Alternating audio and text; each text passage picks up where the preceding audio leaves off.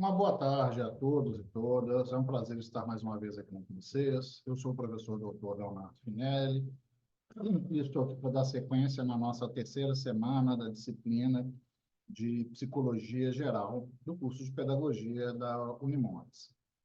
Como de praxe, eu peço a todos que tenham sempre em mãos caneta e papel para que possam fazer anotações aí durante a aula, de modo a assegurar aí a devida compreensão, e facilitar aí na hora que eu precisar revisar algum conteúdo, retomar algum tópico, é só buscar em o tempo da aula ou em que momento que esse conteúdo foi apresentado. Dessa forma, eu passo a apresentação. Então, estamos na disciplina de Psicologia Geral, ministrada por mim, professor doutor Leonardo Augusto Couto Finelli. Para essa terceira semana, nós modificamos o nosso livro, vamos trabalhar com o capítulo 11, a multideterminação do humano, uma visão em psicologia, do livro Psicologias, da Ana Bocchio, Dair Furtado e Maria Teixeira. Bom, os autores iniciam, então, essa discussão, ou iniciam esse capítulo, com um ditado popular, pau que nasce torto não tem jeito, morre torto. E se trata de uma crença popular que está presente a ideia de que o ser humano já nasce dotado de uma série de qualidades que, no decorrer da sua vida, irão ou não se manifestar. Como a gente já viu nas duas aulas anteriores, a gente pode entender o ser humano como uma parte biológica, ou seja, uma hereditariedade de características que ele herdou dos seus pais, dos seus progenitores, e um aspecto social, ambiental, das características que ele vai desenvolver, vai apresentar, vai ah, aprender no convívio em sociedade, de acordo aí com as regras, com as normas, com a cultura, em um dado momento sócio-histórico e cultural. Então, esse primeiro mito, ou esse primeiro ditado popular, nos leva também, em sequência, à apresentação de três mitos filosóficos que reforçam essa ideia de que o ser humano nasce pronto. E os autores apresentam e já começam a desconstruir. Por isso são chamados de mitos, porque foram um conjunto de crenças que valeram em uma dada época, em dado contexto histórico, mas que atualmente já não se mostram mais como satisfatórios. Então, o primeiro deles, o mito do ser humano natural. Concebe, então, o ser humano como uma essência original que o caracteriza como bom, possuindo uma série de qualidades que, por influência da organização social, se manifestariam ou perderiam, ou seriam modificadas. Ou seja, traz a ideia russoliana de que o ser humano nasce bom, mas a sociedade o corrompe. Na realidade, o ser humano não nasce nem bom nem mal. Não dá para pensar aí com um aspecto da natureza biológica, de que os seres humanos sempre nascem bons, porque há aí uma carga biológica que é herdada, que, de modo geral, o ser humano nasce mais simples em termos das relações sociais, e essas características vão sendo desenvolvidas ao longo da experiência desse indivíduo ao longo da vida. Então, dessa forma, não dá nem para pensar que ele nasce bom ou nasce mal, e que a sociedade o corrompe ou torna um ser humano que venha a ser ruim. A gente tem que entender que não é um aspecto natural, mas sim fruto de uma experiência social, de um contexto sócio-histórico-cultural, que o indivíduo aprende a se comportar, se tornando, então, o que chamamos de bom ou mal.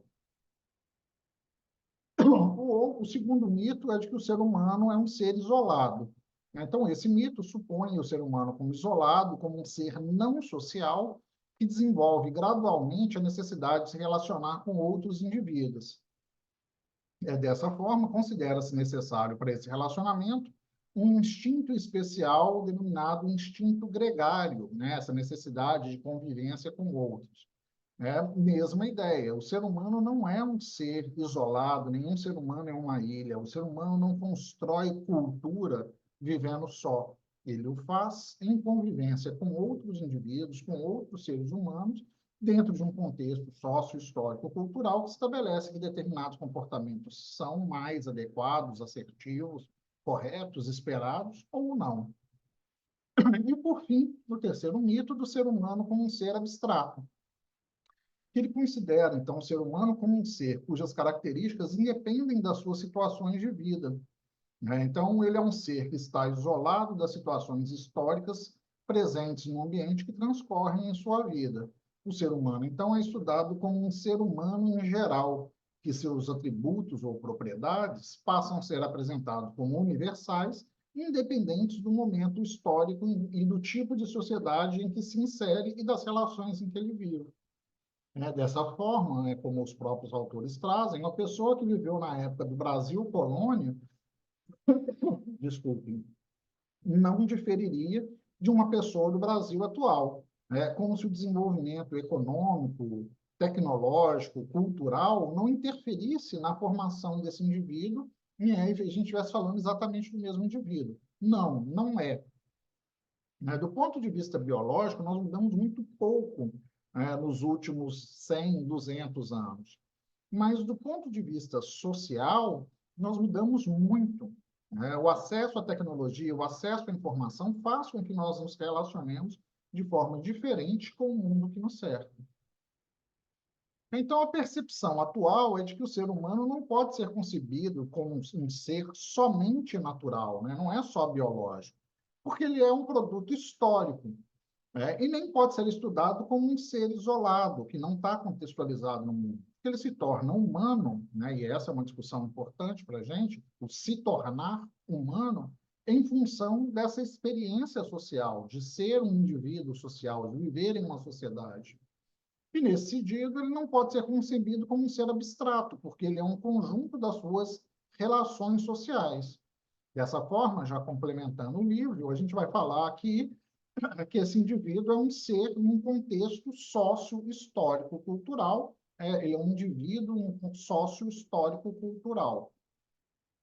Tá? Então, quem é o ser humano? Avançando o tópico, várias respostas podem ser dadas a essa pergunta, expressando diferentes pontos de vista, ou diferentes visões de ser humano. Lembram que nós discutimos na aula anterior? Visões de ser humano, ou epistemologias? Então, uma delas é a que os autores desse livro adotam, acolhem e vão desenvolver, é que o ser humano é um ser sócio-histórico.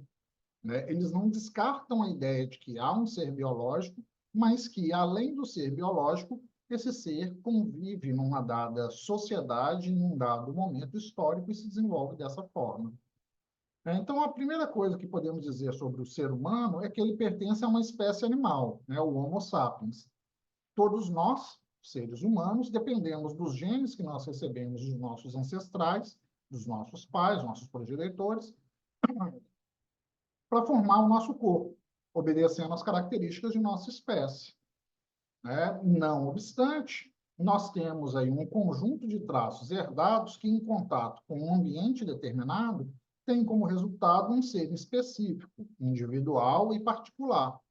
Então, se a gente pensar biologicamente, nós temos lá um ancestral, o hominídeo neandertalense, o Homo habilis e o Homo sapiens sapiens, que é o ápice da evolução que nós temos atualmente. Então, o que a natureza, a parte biológica do ser humano, esse traço biológico nos oferece, ou oferece ao ser humano quando ele nasce, não basta, porém, para garantir sua vida em sociedade. Não é só nascer humano, mas conviver nessa humanidade. Parte aí do aspecto da discussão que a gente começou a produzir na atividade individual, com o filme lá do Casper Hauser. Tá? Então, o ser humano precisa adquirir várias aptidões, aprender as formas de satisfazer as suas necessidades, de apropriar-se do que a sociedade humana criou no decurso do seu desenvolvimento histórico. Então, o processo de aprendizagem desse ser sócio-histórico é extremamente importante porque é ele que marca, a aprendizagem é o que marca que o ser humano seja humano. Pensem nas coisas que nós, humanos, conseguimos fazer. Escovar os dentes, comer com talheres, beber água no copo, jogar futebol, jogar videogame, escrever, ler esse texto, assistir essa aula, etc. Né? Essas aptidões, esse saber fazer, não são transmitidos por uma hereditariedade biológica, né? Mas sim são adquiridos no decorrer da vida por um processo de apropriação da cultura criado pelas gerações precedentes, ou seja, é um processo apreendido. Comparem, por exemplo, um João de Barro. Vocês já viram essa ave, o João de Barro, as casinhas que eles fazem? Eles não fazem um curso de é, é, é, engenharia civil para aprender a fazer as casinhas deles. Eles o fazem de uma maneira instintual, eles têm uma programação instintual genética que assegura que ele faça aquela casinha. Nós, seres humanos, fazemos casas, prédios, de diversos tipos, de acordo com as necessidades e as possibilidades do nosso ambiente. Então, por exemplo, no Brasil, é típica a construção de alvenaria, né, tijolo e concreto. Regiões mais frias são mais comuns construções de madeira, porque elas promovem um isolamento térmico maior, mantém o calor dentro da casa por mais tempo. Aqui é muito quente, se a gente fizesse isso, a gente ficaria muito quente dentro da casa. Nos polos, por exemplo, eles constroem iglus, construções com blocos de gelo, porque não tem concreto, não tem madeira. Então, esses elementos são aprendidos de acordo com essa necessidade. Tá? Então, o ser humano não, está sujeito a ações de leis biológicas hereditárias, né? Ou seja, nós, como ser biológico, a gente precisa comer, beber, dormir, excretar, mas essas características biológicas não determinam o desenvolvimento sócio-histórico do ser humano e da humanidade. Então, as condições biológicas permitem a nós, seres humanos, nos apropriarmos da cultura e formar as capacidades e funções específicas. Essas aptidões se formarão a partir do contato com o mundo dos objetos e com fenômenos da realidade objetiva, que é um resultado da experiência sócio-histórica da humanidade. Vejam, por exemplo, um aparelho de celular. Esse meu aqui já tem uma senha que é por reconhecimento de digital, que está posicionada no meio do aparelho atrás, o que facilita, o seu acesso, o seu funcionamento. O tamanho do aparelho me possibilita trabalhar com ele e utilizar com um único dedo, com um único toque, ou um único dedo para trabalhar, ou no máximo 2 dedos. Se eu aumento demais o tamanho do aparelho, fica difícil o manuseio. Da mesma maneira, se eu diminuo demais o tamanho do aparelho, eu não consigo digitar nas teclas muito pequenas. Então, essa experiência sócio-histórica faz com que o molde, nós, seres humanos, moldemos o mundo de acordo com a nossa necessidade.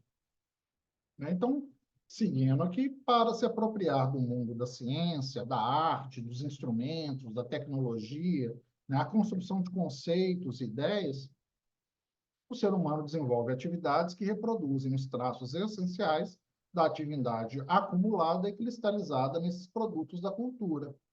Não sei se vocês se lembram dos antigos celulares, quando a gente ainda não tinha touchscreen, que eles eram bem grandes, até em função da bateria. Com o tempo, eles foram, e ao avanço da tecnologia, eles foram diminuindo, até chegar a aparelhos bem pequenos, aparelhos de flip que você abria, bem pequenininhos, mas que criou um problema que era o tamanho da tecla.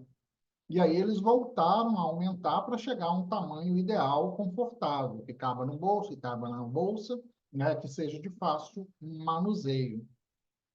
Tá? Então, os exemplos prototípicos dessa percepção são a aprendizagem do manuseio de instrumentos e da linguagem. Da mesma maneira que eu estou falando aqui dos instrumentos, falei o exemplo do celular, utilizar um lápis, a posição de segurar o lápis, o tamanho, a dimensão, a espessura do lápis. Isso não se deu por acaso, e não foi sempre assim. Não sei se vocês se recordam, há muitos anos atrás, nós tínhamos canetas de 20 cores.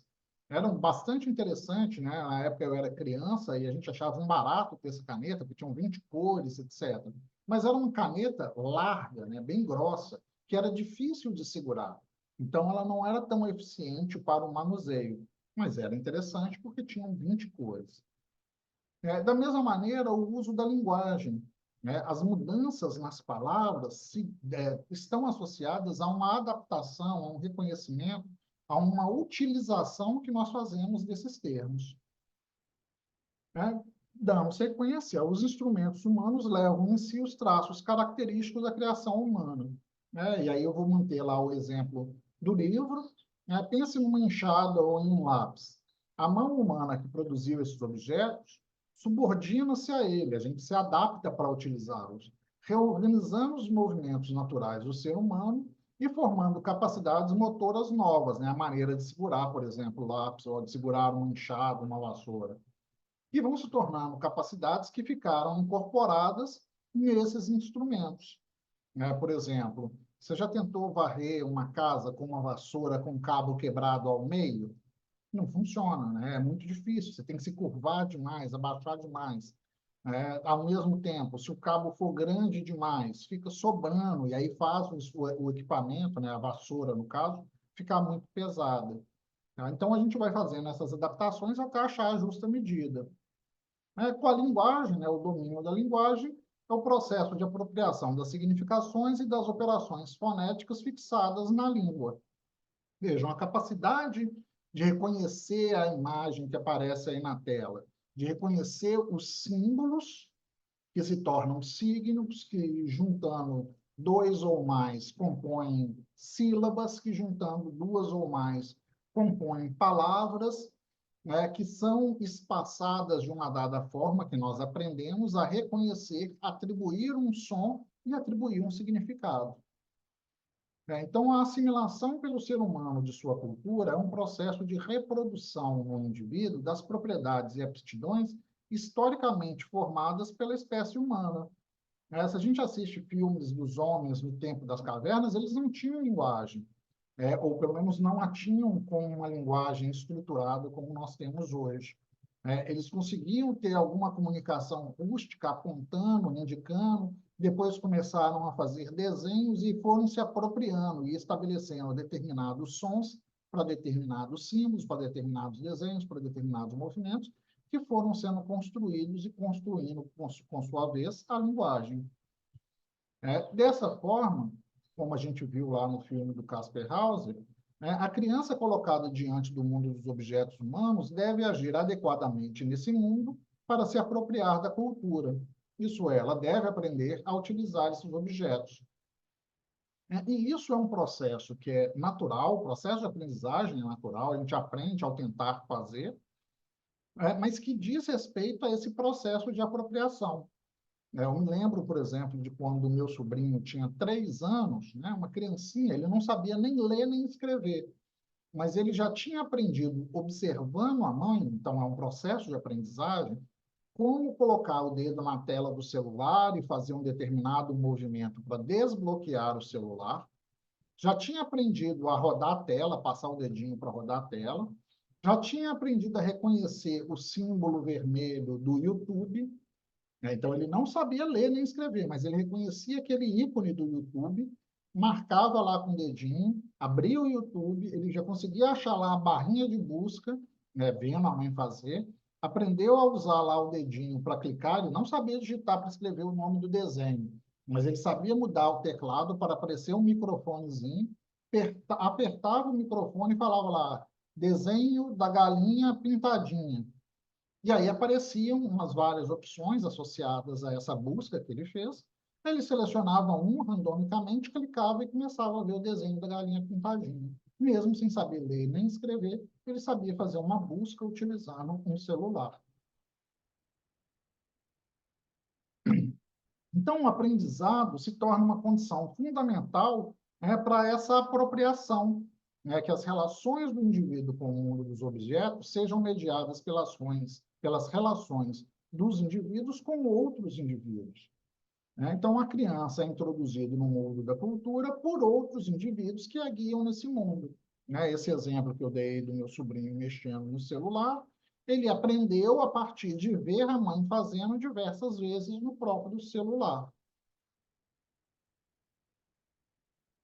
Então, um processo, coloco aqui algumas imagens para a gente pensar, né? O processo aqui, né, no canto superior esquerdo, da professora conduzindo a mão da criança para formar as letras no quadro, né? Ou, metaforicamente, a imagem de baixo da criança segurando um lápis, com a sua mão sendo conduzida por um jovem, por uma outra pessoa, por uma mão mais idosa, dizendo dessa transmissão de um conhecimento, né, que vem passando aí ao longo das gerações para que essa nova criança aprenda.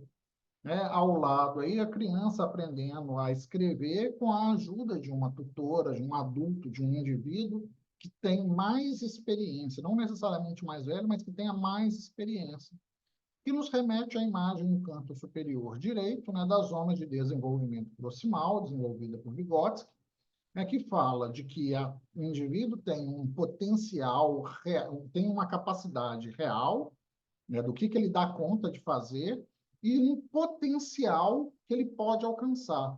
Então, essa lacuna entre um e outro, né, ele chama de zona de desenvolvimento proximal, é um momento propício para a aprendizagem. Né? Por isso é importante a gente pensar na educação infantil como uma sequência de etapas que vão sendo construídas. Né? Então, o bom ensino é aquele que se adianta ao desenvolvimento, é aquele que promove essa possibilidade da criança sair do nível real e avançar para um nível potencial. Né? E isso se dá, nesse gráfico à direita, dentro dessa lógica. Então, o indivíduo tem lá uma capacidade que ela dá conta, uma zona de desenvolvimento proximal que, por aprendizado, ela desenvolve um potencial, ela aprende uma nova atividade, e aí muito típica, né, na educação infantil, para nós pedagogos, a gente repete esse processo inúmeras vezes para que esse potencial, aquela capacidade que ela está aprendendo, se torne aprendizagem real, né? Então, ela avançou de potencial para real, ela já domina aquilo, o que lhe coloca com um novo nível de desenvolvimento potencial, né? Uma nova zona de desenvolvimento proximal para desenvolver um novo potencial. De novo, ela aprende, repete, repete, repete, consolida e avança para uma terceira situação de capacidade real, que a coloca em um novo nível de zona de desenvolvimento proximal para um novo potencial. Em termos práticos, né, a zona de desenvolvimento proximal leva ali o indivíduo do saber atual, né, como uma ponte que promove essa mediação, ao saber potencial, né, essa relação de um adulto ou de um indivíduo que oferece essa informação. E daí eu gosto dessa figurinha aí de baixo, né, do canto inferior esquerdo, né, onde os processos vão sendo alcançados gradativamente como uma escalada. Gosto também dessa discussão, né? Cascão, ensinei o Floquinho a assoviar. Né? Aí o Cascão fica meio estupefado lá, porque o cachorro aprendeu a assoviar, e aí o Cebolinha continua, né? Assobia, Floquinho. Cascão fica lá ansioso esperando, passa um tempo, ele começa a ficar entediado, o cachorro não assovia, e aí o Cebolinha emenda, né? Eu disse que havia ensinado, não que ele havia aprendido. E aí essa ideia é uma ideia importante para nós na educação, porque não é incomum a gente ver professores falando, mas eu ensinei isso em sala. Tá, mas se o seu aluno não aprendeu, se ele não avançou de um nível real para um nível potencial, não teve aprendizagem. Então, o processo de aprendizagem não depende só do mediador, professor, que oferece uma informação. Depende de você, estudante, internalizar essa informação e sair do nível real, do que você já sabe, para um novo nível potencial de construção do conhecimento. Essa mesma lógica vale para a linguagem. Né? Então, eu gosto de algumas metáforas aqui. No canto superior direito, o que se diz nem sempre é o que se ouve. Né? A linguagem, ela se dá de várias formas. Né? As palavras fogem ao controle dos livros, dos professores. Uma mesma palavra, né, no canto inferior esquerdo, pode ser dita de várias maneiras. E aí, no canto superior esquerdo, nós temos um quadro que, se a gente olha para ele, ele se parece com um quadro escrito, está até bem organizado, linhas bem organizadas, etc. Mas vejam, trata-se de uma não linguagem, porque a gente vê que tem ali tópicos indicando linhas ou marcação de uma linha ou de um tópico, um conjunto de letras que foram agrupadas, que formam, aparentemente, formam sílabas, pelo menos dentro do nosso reconhecimento de consoantes e vogais para formar sílabas, que formam palavras, de duas ou mais sílabas formando palavras, com espaço entre uma palavra e outra, ou seja, em termos estrutural, parece muito com uma escrita em quadro. Mas, em termos de uma compreensão, de uma possibilidade de tradução do que está escrito, nós não temos um código que faça essa transcrição. Por isso se trata de uma não-linguagem. Né? Não é uma língua que nós não conhecemos, não, é língua nenhuma, né? Porque tem só um agrupamento de letras, ou de signos que se compõem letras, que se organizam para formar sílabas, que formam palavras dentro de uma organização similar à da linguagem. Mas como nós não temos o código de tradução, se perde essa linguagem. Pensando nessa ideia do indivíduo ser humano, Leontiev tem essa proposição no início do século passado, fez essa proposição no início do século passado. A criança, no momento do nascimento, não passa de um candidato à humanidade, mas não a pode alcançar no isolamento. Ela deve aprender a ser humano na relação com outros seres humanos. Essa é a ideia que a gente discute lá no filme do Casper Hauser, na atividade do Casper Hauser. O processo só se dá a partir da interação. A gente tem uma série de filmes que discutem essa ideia. O filme Planeta dos Macacos, Máquina do Tempo, Viagem do Tempo, todos eles lidam com essa mesma premissa, de que você pega um indivíduo e promove um deslocamento no tempo, para o futuro ou para o passado, ou para uma outra realidade ficcional, um indivíduo da nossa cultura, uma outra realidade ficcional, em que se perdeu essa relação com os seres humanos. E aí toda a linguagem precisa ser reconstruída. É o que a gente chama de catástrofe de Leontiev, que marca esses filmes.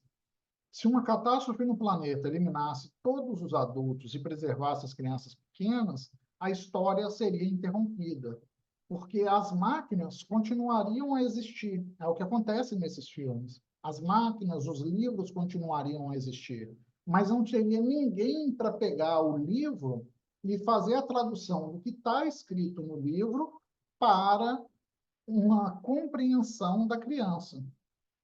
Então, ela conseguiria reconhecer alguns símbolos, desenhos, etc., mas associar as letras a uma linguagem e essa linguagem ter essa tradução, se perde. É o que acontece, por exemplo, quando apreciamos os hieróglifos, nas pirâmides do Egito. É um tipo de linguagem, pela estrutura, pela forma como é colocado, como apresentado. Dá para reconhecer como uma estrutura de linguagem, como aquele quadro que eu mostrei anteriormente lá, de uma não linguagem. Porém, se perdeu em algum momento o elo que possibilitava reconhecer um dado símbolo associado a uma dada ideia. Se a gente estuda grego ou latim, que são línguas mortas, não são línguas usuais na cultura ocidental, eles ainda existem, porque a gente ainda tem essas traduções, tá? Mas são chamadas de mortas porque elas não são discutidas, vivenciadas no cotidiano, ou seja, elas param de evoluir, mas ainda são estudadas até pela importância que tem nos impactos dos radicais para as línguas conhecidas e utilizadas, o português, o inglês, o francês, o espanhol, o alemão, o russo e por aí vai. Tá? Mas a ideia central é que para essas, apesar de mortas por não serem mais utilizadas, ainda temos a tradução, e para os hieróglifos, por exemplo, nós não temos essa tradução. É um fato importante, né, a gente pensar que todos aprendem a fazer, ou seja, todos são capazes, todos os indivíduos são capazes de aprendizagem. Só que colorem o seu fazer, né, aprendemos a fazer com alguns traços particulares, singulares, individuais, né? As nossas diferenças sociais são muito maiores do que a nossa capacidade de aprender a fazer. Então, a gente tem, por exemplo, crianças que sabem fazer e outras que não aprenderam como fazer ainda. Crianças que são muito hábeis e outras nem tanto, né? Então, as que não aprenderam não desenvolveram um conjunto de aptidões. Essas diferenças, então, estão fundamentadas, né, no acesso à cultura, que em nossa sociedade se dá de forma extremamente desigual, né? Eu ilustro isso com algumas imagens. Vejam que em todas elas a gente tem representações de infância e das crianças que brincam. Porém, o acesso aos recursos, aos brinquedos, é completamente distinto nas figuras da esquerda e da direita. O garotinho ali com um brinquedo, parece ser de barro ou de argila, que mimetiza um celular, está brincando com a utilização de um aparelho. Né? No de cima e no de baixo, né, foram construídas adequações que representam um carrinho e viram um brinquedo para a criança. Porque tem um menor acesso aos recursos econômicos para adquirir bens. Nas figuras da direita, a gente tem ali já o oposto, um extremo acesso a esses recursos que sobrecarrega a criança, né, o menino aí na loja de brinquedo, é sobrecarregado com uma vasta, quase infinita gama de ofertas, de recursos, de possibilidades, que o deixa ansioso, que o deixa confuso sobre o que selecionar. Né? No espaço aí de baixo, um espaço relativamente pequeno, mas sobrecarregado de estímulos, de cores, de desenhos, de representações, de bonecos que são conhecidos a partir de uma representação de um desenho, né, ou de um programa televisivo. Então, avançando aqui, os autores se perguntam, né, o que caracteriza o ser humano? E trazem uma série dessas características. Então, o ser humano trabalha e utiliza instrumentos. Né? Essa é uma característica importante. O mais inábil trabalhador humano difere do mais habilidoso animal, pois antes de iniciar o seu trabalho, já o planejou em sua cabeça. Quando vocês sentaram, ligaram o computador ou o celular para assistir essa aula, vocês já fizeram um planejamento. Não, eu vou dedicar determinado tempo para sentar, para assistir a aula. Já peguei ali um caderno para fazer anotações, né? Já estou dedicado a essa tarefa. Eu já sei ligar o computador, já sei ligar o celular, já sei buscar para acessar esse material. O animal não sabe fazer isso.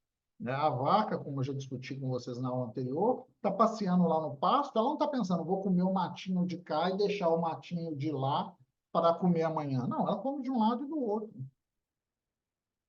O trabalho humano está, então, subordinado à vontade e ao pensamento conceitual. A gente estabelece uma regra, uma sequência para executar. O uso de instrumentos, então, não é uma novidade no mundo animal, né? Mas o seu uso está marcado pelo fato do animal não ter consciência desse uso. Então, por exemplo, macacos jogam pedras em árvores para derrubarem frutas. Eles estão fazendo uso de um instrumento. Ele usa um graveto, uma vara, para buscar a fruta.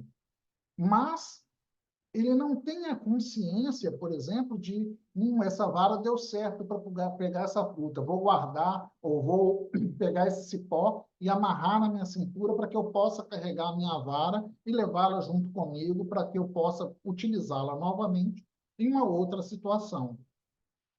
Então, por exemplo, o macaco tem a imagem de um instrumento, mas não tem o conceito do instrumento. Ele aprende a utilizá-lo, mas não pode dizer ou pensar para que ele serve. Esse exemplo que eu trouxe do macaco usando o graveto para pegar uma fruta, né? Ele não racionaliza, né? Poxa, e aquele pauzinho que eu usei onde? Onde será que eu deixei ele para eu poder utilizar novamente? Ele vai procurar um outro. Apesar de manipular a máquina fotográfica, a semelhança de um humano, o macaco não tem consciência de sua utilidade. Esse foi um experimento feito, clássico, tradicional, né, em que se ensina macacos a utilizar equipamentos. Nesse caso aqui, uma câmera fotográfica, se ensinou macacos a operar computadores, e assim sucessivamente. Ele tem, né, como um antropóide, né, um polegar opositor, que possibilita que ele segure a máquina que foi projetada para mãos humanas. A mão dele é muito semelhante, ele consegue utilizar. Ele aprende, por exemplo, a virar a câmera numa dada direção e apertar o botão, escolher, ouvir o barulho e entender que está tendo alguma ação. Usando uma máquina digital, hoje ele até consegue ver na imagem atrás, né, o que foi produzido da foto que ele tirou, né, que ele bateu. Mas não tem a mesma reflexão de um ser humano em termos de foco, de profundidade, de enquadramento, de pose, etc. Tá? Então, ele não tem a consciência da utilidade desse recurso, até porque ele não domina esses conceitos. Além de utilizar equipamentos e ferramentas, o ser humano cria e utiliza a linguagem. A linguagem é o elemento concreto que permite ao ser humano ter consciência das coisas. O ser humano teve sua origem a partir de um antropóide, e as condições para desenvolver a linguagem foram: esse antropóide aprendeu a andar sem usar as mãos e ficou ereto, com as mãos livres. Então, mãos livres possibilitam movimentos. Esse antropóide passou a viver em grupo, né, com muitas espécies de macacos e outras espécies animais, porque o grupo dá força, né, cria condições para a sobrevida melhor do que viver isolado. Esse grupo de antropóides tinha dedo opositor, né, polegar opositor, que permitia a utilização de alimentos, de instrumentos, né? Por exemplo, pegar um pau para apanhar alimentos, segurar objetos. E um sistema nervoso central bastante desenvolvido, que dispunha de um suporte mínimo para o desenvolvimento da linguagem. Aí eu volto lá no documentário do Ilha das Flores, que explicita bem esses elementos para a gente, mesmo que de maneira jocosa, essa ideia para a gente. Vejam, não é que os outros animais não sejam capazes de se comunicar. Eles se comunicam. Quando você passa na porta de uma casa, um cachorro começa a latir, e o outro da casa vizinha, e o outro, logo todos os cães do quarteirão estão latindo, eles estão se comunicando. Mas não tem uma linguagem explícita ali, né, ou pelo menos não tem uma linguagem reconhecível ali, de que determinado som esteja atribuído a uma determinada significação, como nós temos na linguagem verbal dos seres humanos. Além de usar a linguagem, além de usar equipamentos, materiais, instrumentos, o ser humano compreende o mundo ao seu redor. Volto lá no exemplo da vaquinha no pasto, que come mato de um lado e do outro e não se prepara para os dias que tenham menos mato. O comportamento, por exemplo, aqui voltando para o texto, observe o comportamento de uma aranha na sua teia. Ela tece a teia para garantir sua alimentação. Quando um inseto bate na teia, ele fica preso na teia. Esse inseto se debate, tentando escapar dessa armadilha. Essa vibração é uma espécie de aviso para a aranha que dispara correndo em direção ao inseto e envolve esse inseto, com mais teia e aplica seu veneno. Se você fizer a mesma coisa, esse mesmo tipo de movimento, você pegar um diapasão e vibrar próximo à teia, a gente cria uma situação parecida. A aranha não consegue reconhecer, tipo, olhar e ver, não tem objeto ali. Ela sai correndo para onde teve a vibração na teia. Por quê? Porque ela tem uma programação instintual genética para produzir a teia e para saber que quando a teia começa a vibrar, ela tem que atacar. Então, se você fizer isso, o resultado é que a aranha irá ao encontro do ponto de vibração e envolverá com seu pé aquele ponto vibrante, mesmo que ele não tenha nenhum inseto. Então, essa experiência demonstra que o comportamento da aranha é predeterminado, ou seja, ele é geneticamente marcado. Nós, humanos, não temos esse tipo de comportamento pré-determinados, geneticamente marcados. Ou seja, nós precisamos aprender desde os comportamentos mais simples. Então, o ser humano, diferentemente, compreende o que ocorre na realidade do seu ambiente. Quando ele percebe algo, ele reflete esse real na forma de imagem em pensamento. Pensa, por exemplo, numa criança aprendendo a atravessar a rua.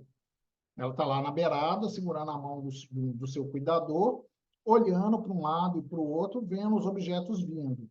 Ela não fez uma aula de física para olhar um carro vindo, calcular a velocidade do carro para inferir o tempo que ele vai levar para chegar até ela. Ela só viu os objetos se movimentando. Como ela ainda não desenvolveu essa competência, essa habilidade de maneira eficiente, às vezes ela se joga na frente do carro. Né? Então, isso vai sendo aprendido e vai melhorando com o passar do tempo, ao ver vários carros vindo, né? Uns mais rápidos, outros nem tanto, e desenvolvendo essa capacidade de fazer esse cálculo, mesmo sem dominar a física. Então, esse fator fundamental, né, a consciência, separa o ser humano dos demais animais, e é o que lhe dá as condições de avaliar o mundo que o cerca e avaliar a si mesmo. Só o ser humano é capaz de fazer uma poesia perguntando uma coisa muito difícil de responder. Quem eu sou, de onde eu vim, para onde eu vou. E a gente começou lá com os antigos gregos na primeira aula. A vaca nos pergunta sobre isso, um cachorro nos pergunta sobre isso. Um ser humano sabe sobre seu mundo de várias formas, através das emoções, dos sentimentos, do inconsciente, da linguagem, etc. E aí, fechando a discussão do capítulo, afinal, quem é o ser humano? Então, a gente volta lá ao provérbio, pau que nasce torto, não tem jeito, morre torto. Esse provérbio abandona por completo a noção do ser histórico, do ser social e concreto, quando liga definitivamente o ser que nasce ao ser que morre, ou seja, supõe que não há transformação nesse indivíduo.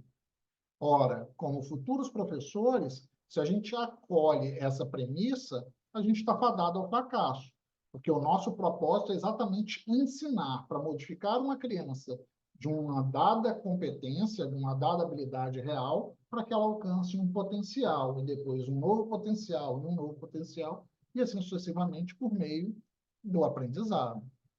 Então, as experiências concretas de vida em determinada época, determinada cultura, classe social, grupo étnico, grupo religioso, etc., são, na concepção do provérbio, absolutamente inofensivas, inúteis, sem influência alguma sobre aquele ser que nasceu e que vai morrer do mesmo jeito. Esse ser que morre não é pensado como resultado de toda uma vida real, de todo um conjunto de condições materiais que são experienciadas e que determinam o desenvolvimento desse ser que nasceu, determinam o aprendizado desse ser.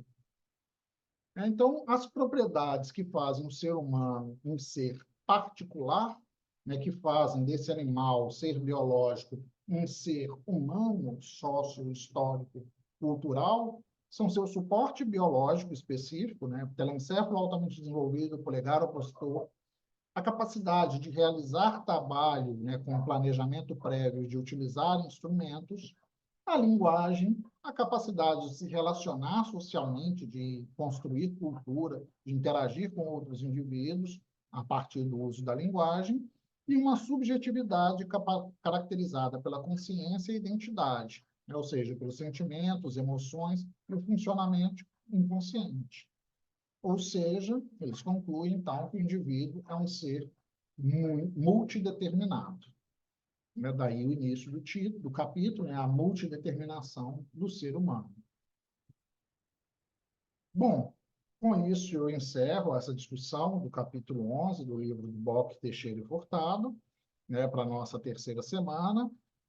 Teremos, como de praxe, uma discussão no fórum com algumas questões associadas a esse material. Eu espero que vocês façam a leitura do livro, assistam a aula tantas vezes quantas forem necessárias e se organizem aí para a participação no fórum e na produção das diversas atividades. Nos encontramos em breve na nossa próxima aula. Caso tenham dúvidas, compartilhem também lá no fórum, tanto entre os pares quanto nos fóruns Tira Dúvida. Em breve nós nos vemos para fechar a nossa disciplina. Um grande abraço e sucesso a todos.